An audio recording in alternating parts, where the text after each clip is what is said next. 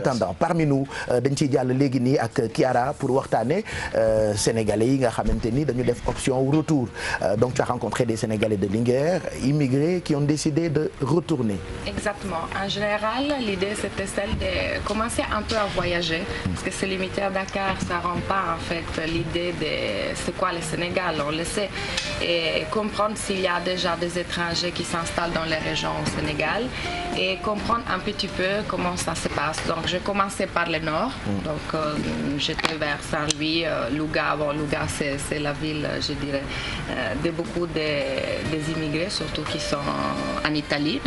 Et puis je suis allée vers Linguère, donc c'était une zone que je ne connaissais pas, une zone qui est désertique, donc on la connaît, donc assez difficile pour les gens. Et j'étais plus précisément dans le village d'Enguit, que c'est à 4 km de Linguère. Voilà, donc j'ai rencontré le chef de village, parlé un peu avec lui et rencontré un parmi les Sénégalais d'Enguit qui ont décidé de rentrer. Ils sont plus de 1000 du village qui sont émigrés et les communautés les plus présentes sont en Espagne et en Italie. Je pense qu'on peut regarder les reportages pour voir un peu ce qu'ils m'ont raconté et puis j'expliquerai après. Je ne regrette pas.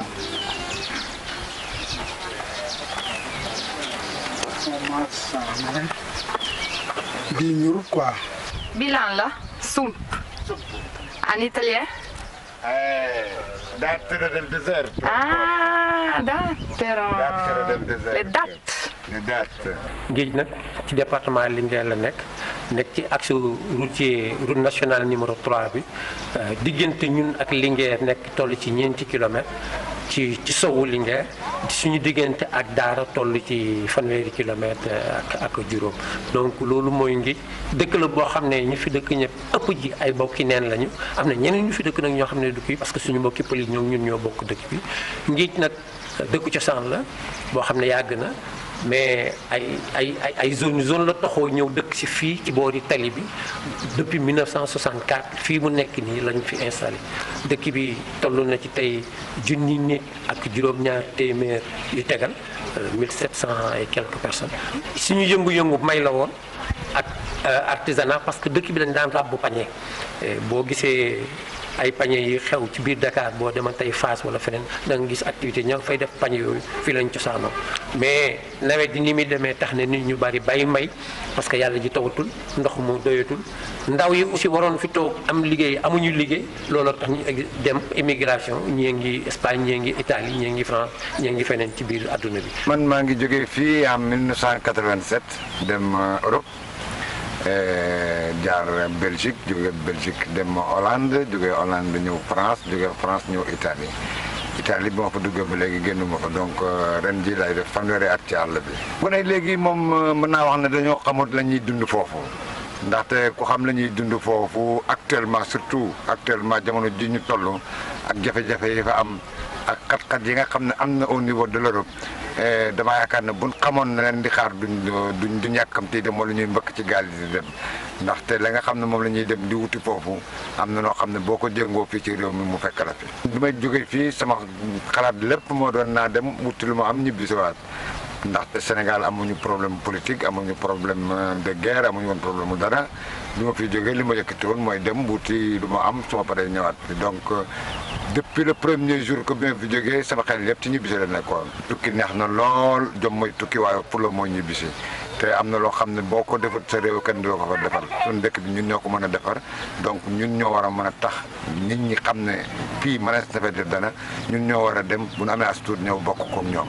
fii ñu toll rek ñun en tout cas fii ci Ngéej doomu Ngéej yi nga xam ne dañoo nekk bitim réew moo xam Europe la ñu ne moo xam Amérique la ñu nekk ak fu ñu mën a nekk ci àllam bi ci àdduna bi ñu ngi dimbali bu baax dëkk bi ndax tey fii ngeen taxaw nii tey di ma laaj lii ki leen fi indi muy Tuuti Kundu doomu Ngéej la Italie la jógee ak ñeneen ñu mel ni moom nekk fa Italie muy collectivité bu am solo boo demee Espagne naka ci noonu boo demee États-Unis am na fa kuréel gu mel noonu ñooñu nag tey lépp loo xam ne dëkk bi yëkkati nañ ko pour lu jëmale dëkk bi kanam pour lu dimbale askan wi bu ñu leen bindee wax leen ko ne leen projet sàngam la ñu bëgg a def kenn ku ci nekk ci doomu Ngéej yooyu dinañ indi seen apport dimbali fi dëkk bi toll boo xoolee Ngéej village bi ni mu mel ci dëkkuwaay nga façon dëkki ni mu mel ak boo duggoon ci kër yi dañ fay gis ci taar ak ci matériel nga xam ne émigré yi ñu ngi defaraat dëkk bi bu baax kon nag ñooñu moom am nañ ndimbal bu baax bu ñuy indil waaye nag bari na ci ñoom ñoo xam ne tey buñ gënoon mën a am lu leen tax a toog ci dëkk bi dana tax dëkk bi gën a développé. Voilà, donc Chiara qui était partie à Linguère, dans un village qui s'appelle Ngit. Voilà, 4 kilomètres de Linguère, donc comme on a vu lors du reportage. De quoi Aly Ngouille Ndiaye la Linguère. Ngit wala ngeen Ngit. waaw Ngit la demoon. Ah bon? Donc tous ces gens que tu as rencontrés, c'est des Sénégalais qui vivaient ailleurs et qui ont décidé de rentrer, c'est ça ou pas? Le monsieur qui s'appelle Tuti Koundoul, oui, il a voyagé, donc il a raconté quand même qu'il a fait pas mal de pays, Espagne, Hollande, Italie, donc il est resté assez longtemps en Italie.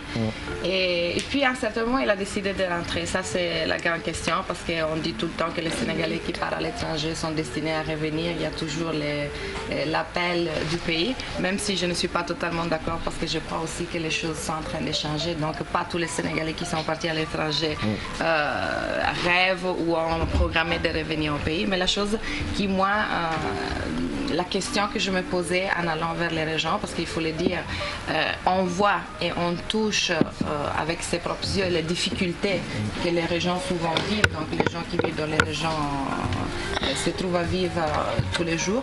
Et décider de revenir, surtout quand peut-être on a construit une position ailleurs, on a un travail, on a une vie assez stable. Revenir dans une partie du Sénégal où la vie est extrêmement difficile. Donc voilà, je le trouve courageux comme choix et aussi responsable parce que c'est grâce à une partie des Sénégalais de l'extérieur qui décident de revenir que le développement est possible. Et surtout, concernant la zone de Linguère, c'est une zone désertique.